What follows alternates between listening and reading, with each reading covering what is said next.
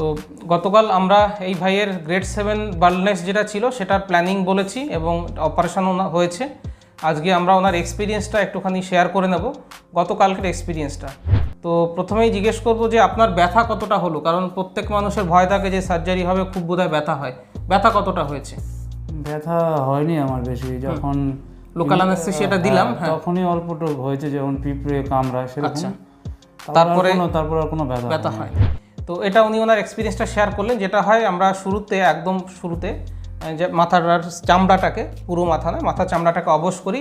Insulin syringe হয়, insulin নিয়ে থাকেন যারা সুগারের পেশেন্ট তারা, ভীষণ সরু, সেটা দিয়ে ছোট্ট ছোট্ট ইঞ্জেকশনস দিয়ে মাথাটাকে আমরা চামড়াটাকে অবশ করে নিই। সেই সময়টাই হালকা ব্যথা হয়েছে, সেটা সহ্য করতে পেরেছেন? হ্যাঁ। বাহ। তো ওই একবারই হালকা একটুখানি ব্যথা হবে, মিনিট 5 মতো লাগে ব্যথাটা পুরো জিনিসটা কমপ্লিট করতে। তারপরে ঘন্টা 5 ধরে সার্জারি হলো, পুরো চামড়াটা কিন্তু অবশ হয়ে থাকে এবং মনে হয় মাথায় একটা শক্ত টুপি পরে দেওয়া হয়েছে বা ফেট্টি বেঁধে দেওয়া হয়েছে, সেটা মনে হয়েছিল। হ্যাঁ, মনে হচ্ছিল শক্ত কিছু একটা মাথায় রয়েছে।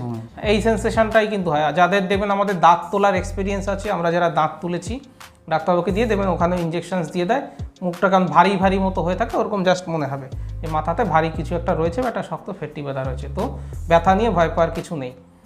আর আমাদের এই সেন্টারের ব্যবস্থাপনা আপনার কেমন লাগলো? আমি ডাক্তারবাবু অপারেশন করেছি বা আমাদের স্টাফদের বিহেভিয়ার আপনার কেমন লেগেছে? আপনি তো অনেক দূর থেকে এসেছেন, আপনার কেমন লাগলো?